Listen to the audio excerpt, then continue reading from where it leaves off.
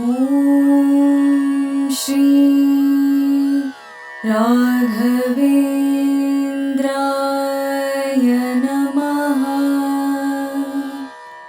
श्री गुरुभ्यो नमः परमगुरुभ्यो नमः श्रीमदानन्दतीर्थभगवत्पादाचार्य गुरुभ्यो नमः श्री वेदव्यासाय नमः लक्ष्मी हयग्रीवाय नमः लक्ष्मी वेंकटेशाय नमः नमो ब्रह्मण्यदेवाय गो ब्राह्मणहिताय च जगद्विताय कृष्णाय ಗೋವಿಂದಾಯ ನಮೋ ನಮಃ. ಶ್ರೀ ಕ್ಷೇತ್ರ ಆಗಿರ್ತಕ್ಕಂಥ ಜ್ವಾಲಾ ಭವರೋಗ ವಿದ್ಯೆ ಲಕ್ಷ್ಮೀ ನರಸಿಂಹದೇವರ ಸನ್ನಿಧಾನ, ನವ ನರಸಿಂಹದೇವರ ಸನ್ನಿಧಾನ, ಸಂತಾನ ಗೋಪಾಲಕೃಷ್ಣ ಇರ್ತಕ್ಕಂಥ ಸನ್ನಿಧಾನ, ಮುಖ್ಯ ಪ್ರಾಣದೇವರ ಸನ್ನಿಧಾನ, ನಿಮ್ಮ ಗುರುಗಳಾಗಿರ್ತಕ್ಕಂಥ ರಾಘವೇಂದ್ರ ಸ್ವಾಮಿಗಳ ಸನ್ನಿಧಾನದಲ್ಲಿ ವಿಜಂತು ತೀರ್ಥರು, ಜಯತೀರ್ಥರು, ರಾಯರು 48 ಸಾಲಿಗ್ರಾಮ ಇರ್ತಕ್ಕಂಥ ಮೃತ್ತಿಕಾ ಬೃಂದಾವನದಲ್ಲಿ ವಿಶೇಷವಾಗಿ ನಿಮ್ಮ ಗುರುಗಳಾಗಿರ್ತಕ್ಕಂಥ ರಾಘವೇಂದ್ರ ಸ್ವಾಮಿಗಳು ಪ್ರತಿಯೊಬ್ಬರಿಗೂ ಒಳ್ಳೆ ಆರೋಗ್ಯ ಭಾಗ್ಯ ಸಂಪತ್ತನ್ನು ಕೊಟ್ಟು ಅವರ ಕುಲವನ್ನು ಉದ್ಧಾರ ಮಾಡಲಿ ಅಂತೇಳಿ ಭಗವಂತನಲ್ಲಿ ಪ್ರಾರ್ಥನೆ ಮಾಡ್ತಾ, ಬಹಳ ವಿಶೇಷವಾಗಿರ್ತಕ್ಕಂಥ ಪವಾಡ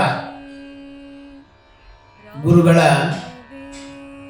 ಸೇವೆಯನ್ನು ಮಾಡೋಕ್ಕೋಸ್ಕರವಾಗಿ ಬಹಳ ದಿವಸಗಳಿಂದ ವಿಶೇಷವಾಗಿ ಬರಬೇಕು ಹೋಗಬೇಕು ಮಾಡಬೇಕು ಅಂತಕ್ಕಂಥವನು ಒಬ್ಬ ಬೆಂಗಳೂರಲ್ಲಿ ವಾಸವಾಗಿರ್ತಕ್ಕಂಥವನು. ಅವರ ಮನೆಯಲ್ಲಿ ವಿಶೇಷವಾಗಿ ಬಹಳ ತೊಂದರೆ ಆಗ್ತಾನೆ ಇತ್ತು. ಏನೇ ಒಂದು ಕೆಲಸಗಳನ್ನು ಮಾಡಿದರೂ ಅವ್ರಿಗೆ ಏನೇ ಪ್ರತಿಫಲನೆ ಸಿಗ್ತಾ ಇರಲಿಲ್ಲ. ಅವರಿಗೆ ಆರೋಗ್ಯದಲ್ಲಿ ಅತಿ ಹೆಚ್ಚಾಗಿ ತೊಂದರೆ ಇತ್ತು. ಆರೋಗ್ಯದಲ್ಲೂ ಬಹಳ ತೊಂದರೆ, ವ್ಯವಹಾರ ಮಾಡೋದಲ್ಲೂ ಬಹಳ ತೊಂದರೆ.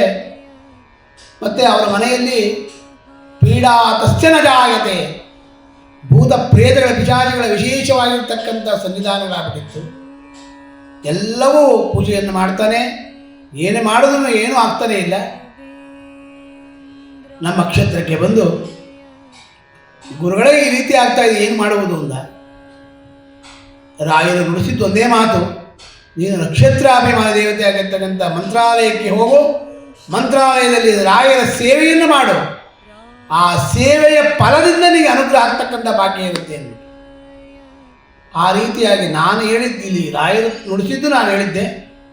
ಅದೇ ರೀತಿಯಾಗಿ ಅವನು ಮಂತ್ರಾಲಯಕ್ಕೆ ಹೋಗಬೇಕು ಅಂತ ಹೊರಡ್ತಾನೆ, ಹೋಗೋಕ್ಕೆ ಆಗ್ತಾಯಿಲ್ಲ. ಹೋಗಬೇಕು ಅಂತ ಹೊರಟಾಗ ಮನೆಯಲ್ಲಿ ಏನೋ ಸಮಸ್ಯೆಗಳು, ಹೋಗಬೇಕು ಅಂತ ಹೊರಡ್ತಾನೆ, ಎಷ್ಟೋ ದಿನಗಳ 1 ವರ್ಷಗಳಾಗಿದೆ, ಏನು ಮಾಡೋದು ಆಗ್ತಾಯಿಲ್ಲ ಹೋಗಕ್ಕೆ ಮಂತ್ರಾಲಯಕ್ಕೆ. ಭಾಳ ಅತಿ ಹೆಚ್ಚಾಗಿ ತೊಂದರೆಗಳು, ಸಿಕ್ಕಾಪಟ್ಟೆ ತೊಂದರೆಗಳಾಗ್ಬಿಟ್ಟಿದೆ ಅವನಿಗೆ. ಬಸ್ ಬುಕ್ ಮಾಡ್ತಾನೆ, ಮನೆಯಲ್ಲಿ ಏನೋ ಒಂದು ಪ್ರಾಬ್ಲಮ್ ಆಗಿರುತ್ತೆ, ಇಲ್ಲ ಹೋಗ್ತಾನೆ ಅಲ್ಲಿ ಆಕ್ಸಿಡೆಂಟ್ ಆಗ್ತಕ್ಕಂಥದ್ದಾಗಿರುತ್ತೆ. ಈ ಥರ ಎಲ್ಲ ಸಮಸ್ಯೆಗಳು ಜಾಸ್ತಿ ಆಗ್ಬಿಟ್ಟಿದೆ ಅವನಿಗೆ. ಗುರುಗಳೇ ಏನು ಮಾಡೋದು, ಈ ಥರ ಆಗ್ತಾ ಇದೆಯಲ್ಲ, ಇದಕ್ಕೇನ ಬೇರೆ ಸಮಸ್ಯೆಗಳಿದೆ, ಏನು ಪರಿಹಾರ ಮಾಡಬೇಕು ಅಂದಾಗ ಕಷ್ಟ, ಅತಿ ಹೆಚ್ಚಾಗಿ ಕಷ್ಟ ಇತ್ತು. ಆದರೆ ಒಂದಾನೊಂದು ದಿವಸ ಏನೇ ಆಗಲಿ ಹೊರಡಬೇಕು ಅಂತ ಹೇಳ್ಬಿಟ್ಟು, ನೀನೇನು ಮಾಡ್ತೀಯ ಗೊತ್ತಿಲ್ಲ, ಎಷ್ಟೇ ಕಷ್ಟ ಬಂದರೂ ಹೋಗಿ ರಾಯರ ಸ್ಮರಣೆಯನ್ನು ಮಾಡಿ, ತುಂಗಭದ್ರನೊಂದಿಗೆ ಸ್ನಾನವನ್ನು ಮಾಡಿ, ಗುರುಗಳ ಸೇವೆಯನ್ನು ಮಾಡಿಕೊಂಡು, ಒಂದು ದಿನವಾದರೂ ಸೇವೆಯನ್ನು ಮಾಡ್ಕೊಂಡು ಬಾಪ ಅಂದಾಗ ಬಹಳ ಕಷ್ಟ ಬಿದ್ದು ಇಲ್ಲಿಂದ ಒಂದು ಕಾರ್ ಮಾಡಿಕೊಂಡು ದೇವನಹಳ್ಳಿಯ ಮಾರ್ಗವಾಗಿ ಬರ್ತಾ ಇದ್ದಾನೆ. ಆ ದೇವನಹಳ್ಳಿಯ ಮಾರ್ಗವಾಗಿ ಬರ್ತಾ ಇದ್ದಾಗ, ಬಸ್ಸಲ್ಲಿ ಬರ್ತಾ ಇದ್ದಾಗ, ಗಾಡಿಯಲ್ಲಿ ಬರ್ತಾ ಇದ್ದೇನೆ, ಆ ಕಾರಲ್ಲಿ ಬರ್ತಾ ಇದ್ದಾಗಲೇ ಆ ಮಗುವಿಗೆ ಆರೋಗ್ಯ ಸಮಸ್ಯೆ ಆಗಿದೆ.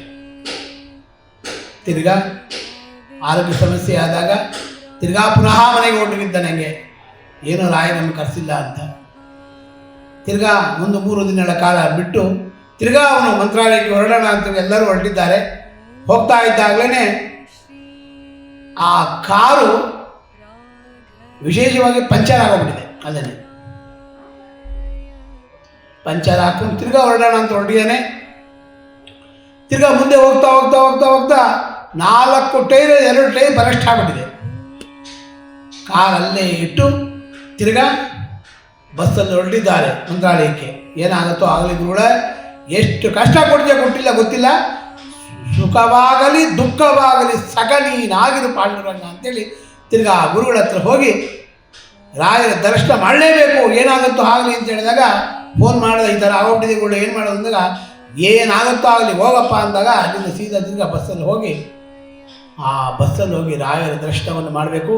ತುಂಗಾಭದ್ರಿಯ ಹೋಗಿ ದರ್ಶನವನ್ನು ಮಾಡಬೇಕು. ಅವನು ತುಂಗಾಭದ್ರಾ ನದಿಯ ಅದಕ್ಕೆ ಹೋಗಿ ಸ್ನಾನವನ್ನು ಮಾಡಿ, ನದಿಯ ಸ್ನಾನವನ್ನು ಮಾಡಿ, ರಾಯರ ದರ್ಶನವನ್ನು ಮಾಡಿ ಒಂದು ದಿನ ಅಲ್ಲಿದ್ದು ಏನೂ ತೊಂದರೆ ಆಗಿಲ್ಲಂತೆ. ದೇವರ ದರ್ಶನ ಚೆನ್ನಾಗಾಗಿದೆ, ಎಲ್ಲವೂ ಆಗಿದೆ. ತದನಂತರ ಇನ್ನು ಮಾರನೇ ದಿವಸ ಹೊರಡಬೇಕು. ಅವನು ಅಲ್ಲಿಂದ ಹೊರಟಾಗ 4 ಜನನು ಇಲ್ಲಿಂದ ಹೊರಟಿದ್ದಾರೆ. ಬರುವ ದಾರಿಯಲ್ಲಿ ಅಲ್ಲಿಂದ ಒಂದು ಕಾರನ್ನು ಮಾಡಿಕೊಂಡು, ಬಾಡಿಗೆ ಕಾರನ್ನು ಮಾಡಿಕೊಂಡು ಅಲ್ಲಿಂದ ಮುಂದಕ್ಕೆ ಹೊರಟಿದ್ದಾರೆ.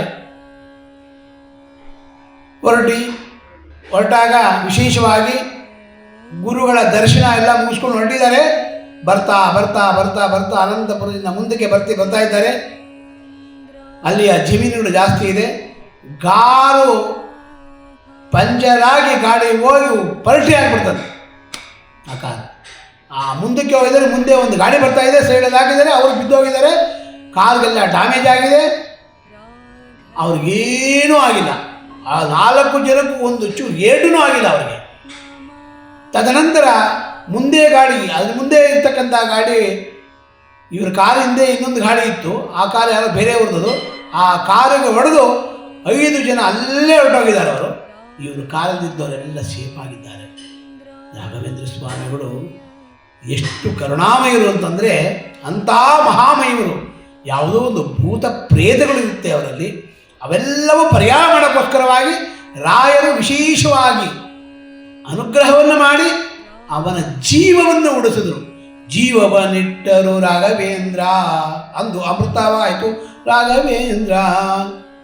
ರಾಯರ ಒಂದು ಸ್ಮರಣೆಯನ್ನು ಮಾಡಿ, ಗುರುಗಳ ಸ್ಮರಣೆಯನ್ನು ಮಾಡಿದಾಗ ಅವರಲ್ಲಿರ್ತಕ್ಕಂಥ ಆ ಕಾರ್ಯದಲ್ಲಿರ್ತಕ್ಕಂಥ ದುಷ್ಟಶಕ್ತಿಯೆಲ್ಲ ಹೋಗಿ ಆ ದಿನದೊಂದು ವಿಶೇಷವಾಗಿ ಗುರುಗಳ ಸೇವೆಯನ್ನು ಮಾಡೋಕ್ಕೋಸ್ಕರವಾಗಿ ರಾಯರು ನನಗೆ ಇವತ್ತು ದಿವಸ ಕಾಪಾಡಿದ್ದಾರೆ. ರಾಯರ ಅನುಗ್ರಹ ಆಗಿದೆ ನನಗೆ. ರಾಯರಿದ್ದಾರೆ ಇದ್ದಾರೆ ಇದ್ದಾರೆ ಇದ್ದಾರೆ ಅಂದ್ಕೊಂಡು ಆಗ ಅಲ್ಲಿಂದ ಸೀದಾ ಎಲ್ಲವೂ ಆಗಿದೆ. ಅಲ್ಲಿಯ ಒಂದು ಹೋಗಿ ಏನು ಏಟಾಗಿಲ್ಲ, ಏನೂ ಆಗಿಲ್ಲ. ಮೂಗೇಟು ಸ್ವಲ್ಪ ಕೆಲವು ಗುಡ್ಡೆ ಏನು ಬಿದ್ದಿದೆ. ಆಸ್ಪತ್ರೆಗೆ ಹೋಗಿ ಎಲ್ಲ ಮಾಡಿಕೊಂಡು ಅಲ್ಲಿಂದ ಬೇರೆ ಬಸ್ಸಿನಲ್ಲಿ ಬಂದು ಅವನ ಸ್ವಗೃಹಕ್ಕೆ ಸೇರಿಕೊಂಡಿದ್ದಾನೆ. ಆವತ್ತಿನ ದಿವಸ ಬಂದು ಮನೆಯಲ್ಲಿ ಬಂದು ಅವರ ರಾಯರ ಫೋಟೋ ತಂದಿದ್ದಾನೆ. ರಾಯರ ಮಂತ್ರಾಕ್ಷತೆ ಮತ್ತು ರಾಯರ ಮೃತ್ತಿಕ, ರಾಯರ ವಿಶೇಷವಾಗಿರ್ತಕ್ಕಂಥ ಪ್ರಸಾದ, ಪರಿಮಳ ಪ್ರಸಾದ ತಗೊಂಡು ಮನೆಗಿಟ್ಟು ಪೂಜೆಯನ್ನು ಮಾಡಿದ್ದಾನೆ. ಮಾಡಿ ಕೆಲವೇ ದಿನಗಳಲ್ಲಿ ಅವನಿಗೆ ಏನೇನು ಅಂದ್ಕೊಂಡಿದ್ದ ಎಲ್ಲವೂ ಕೆಲಸವೂ ಆಗ್ತಾನೇ ಇದೆ. ಆ ದಿನದಿಂದ ಹೋಗಿರ್ತಕ್ಕಂಥ ಇದು ಇವಾಗ ಬಹಳ ವಿಶೇಷವಾಗಿ ಅನುಗ್ರಹವನ್ನು ಮಾಡಿ ಗುರುಗಳು ಅವನ ಕಷ್ಟಗಳನ್ನೆಲ್ಲವನ್ನು ಪರಿಹಾರ ಮಾಡಿ, ಗುರುಗಳ ಅನುಗ್ರಹ ಅದ್ಭುತವಾಗಿರ್ತಕ್ಕಂಥದ್ದು ಇವೆಲ್ಲ. ಆಗ ಮಾರನೇ ದಿವಸ ಎಲ್ಲ ದರ್ಶನವನ್ನು ಮಾಡಿಕೊಂಡು ಬಂದು ಗುರುಗಳ ಒಂದು ಸೇವೆಯನ್ನು ಮಾಡೋಕ್ಕೋಸ್ಕರವಾಗಿ ನಮ್ಮ ಕ್ಷೇತ್ರಕ್ಕೆ ಬಂದ. ಗುರುಗಳೇ, ನೀವು ಹೇಳಿದಾಗೆ ಬಹಳ ಕಷ್ಟ ಆಯಿತು. ದುಡ್ಡು ಇವತ್ತಿನ ದಿವಸ ಇರುತ್ತೆ, ನಾಳೆ ಹೋಗುತ್ತೆ. ಎಷ್ಟೇ ದುಡ್ಡಿದ್ರೂ ಏನೇ ಇದ್ರೂ ಭಗವಂತನ ಸೇವೆ ಮಾಡ್ತಕ್ಕಂಥ ಭಾಗ್ಯ ನಮಗೆ ಸಿಕ್ತು. ಆದರೂ ಈ ದುಡ್ಡಿದ್ರೂ ಬರಲ್ಲ ನಮಗೆ ಆ ಸೇವೆ ಮಾಡೋ ಭಾಗ್ಯ. ಏನಾಗುತ್ತೋ ಏನೋ ಅಂದ್ಕೊಂಡಿದ್ದೆ. ಇವತ್ತಿನ ದಿವಸ ಎಲ್ಲ ನಮ್ಮ ದುಷ್ಟಶಕ್ತಿಗಳೆಲ್ಲ ಪರಿಹಾರ ಆಗಿದೆ. ನನ್ನ ಮಗಳಿಗೆ ವಿಶೇಷವಾಗಿರ್ತಕ್ಕಂಥ ಏನೇನು ರೋಗಗಳಿತ್ತು ಎಲ್ಲವೂ ಪರಿಹಾರ ಆಗಿದೆ. ನನ್ನ ಮಗಳು ಅದ್ಭುತವಾಗಿ ಚೆನ್ನಾಗಿದ್ದಾಳೆ ಇವತ್ತಿನ ದಿವಸ. ಮತ್ತು ಮಗನಿಗೂ ವಿಶೇಷವಾಗಿ ಅನುಗ್ರಹ ಆಗಿದೆ.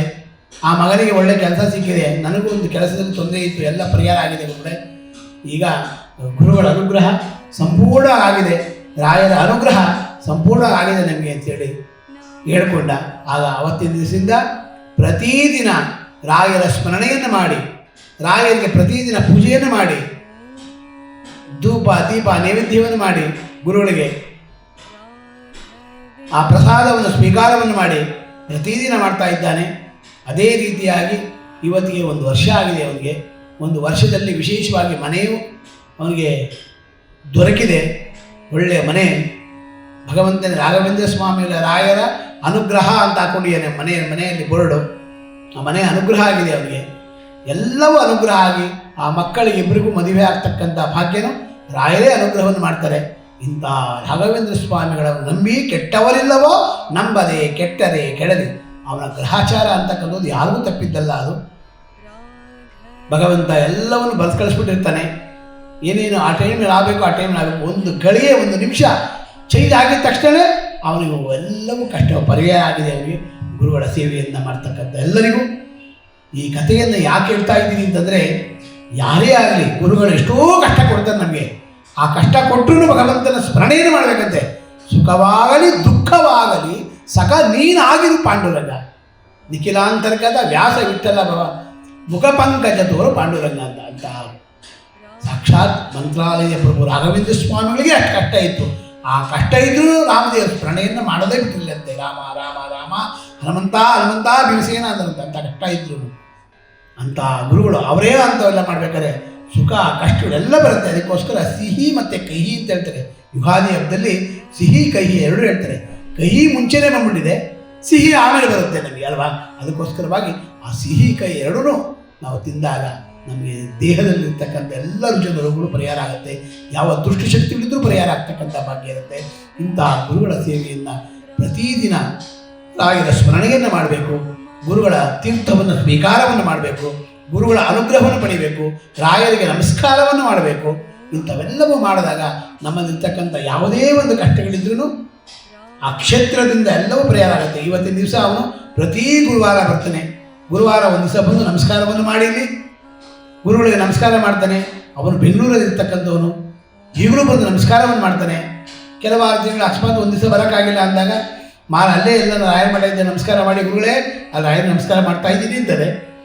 ಇವೆಲ್ಲ ಒಂದು ದೊಡ್ಡ ಭಾಗ್ಯ. ಇದು ಭಾಗ್ಯ, ಇದು ಭಾಗ್ಯ, ಇದು ಭಾಗ್ಯವಯ್ಯ ಪದುಮನಾಭನ ಪಾದ ಭಜನೆ ಸುಖವ ಅಂದೆ ಅನ್ನಂಗೆ ಇದೆಲ್ಲ ಒಂದು ದೊಡ್ಡ ಭಾಗ್ಯ ಇದ್ದಂಗೆ ಅವರ ಕುಟುಂಬಕ್ಕೆ ಭಗವಂತ ನಮ್ಮ ಗುರುಗಳಾಗಿರ್ತಕ್ಕಂಥ ರಾಘವೇಂದ್ರ ಸ್ವಾಮಿ ಸಂಪೂರ್ಣವಾಗಿ ಅನುಗ್ರಹವನ್ನು ಮಾಡಲಿ ಅಂತೇಳಿ ಭಗವಂತನ ಪ್ರಾರ್ಥನೆ ಮಾಡ್ತಾ, ನಮೋ ಬ್ರಹ್ಮಣ್ಯ ದೇವಾಯ ಗೋ ಬ್ರಾಹ್ಮಣಹಿತಾಯ ಚ ಜಗದ್ಹಿತಾಯ ಕೃಷ್ಣಾಯ ಗೋವಿಂದಾಯ ನಮಃ. ಪೂಜ್ಯಾಯ ರಾಘವೇಂದ್ರಾಯ ಸತ್ಯ ಧರ್ಮರಥಾಯ ಚ ಭಜತಾಂ ಕಲ್ಪವೃಕ್ಷಾಯ ನಮತಾಂ ಕಾಮಧೇನವೇ ದುರ್ವಾದಿ ದ್ವಾಂತರವೇ ವೈಷ್ಣವೇಂದ್ರೇ ವರಂದ್ರೇ ಶ್ರೀ ರಾಘವೇಂದ್ರ ಗುರುವೇ ನಮೋ ಅತ್ಯಂತ ದಯಾಳವೇ. ಶ್ರೀಕೃಷ್ಣಾರ್ಪಣಮಸ್ತು. ಮಧ್ವಾಂತರ ಭಾರತೀಶ. ಪುಟ್ಟರಾಯರೇ, ಏನ್ ಮಾಡ್ತಿದ್ದೀರಾ? ಪ್ರತಿದಿನ ನಮ್ಮ ಅಪ್ಪ ಅಮ್ಮ ನಿಮ್ಮ ಚಾನೆಲ್ ನ ಎಲ್ಲಾ ವಿಡಿಯೋಗಳನ್ನ ನೋಡುತ್ತಾರೆ, ಆದ್ರೆ ಸಬ್ಸ್ಕ್ರೈಬ್ ಶೇರ್ ಮಾಡೋದು ಮರೆತಿದ್ದಾರೆ. ಅದಕ್ಕೆ ನಾನು ಸಬ್ಸ್ಕ್ರೈಬ್ ಶೇರ್ ಮಾಡ್ತಿದ್ದೆ, ಕಮೆಂಟ್ ಕೂಡ ಮಾಡ್ತಿದ್ದೆ. ಹಾಗಾದ್ರೆ ನೀವು ಕೂಡ ಸಬ್ಸ್ಕ್ರೈಬ್ ಶೇರ್ ಕಮೆಂಟ್ ಮಾಡಿ ಪ್ಲೀಸ್. ಓಂ ಶ್ರೀ ರಾಘವೇಂದ್ರಾಯ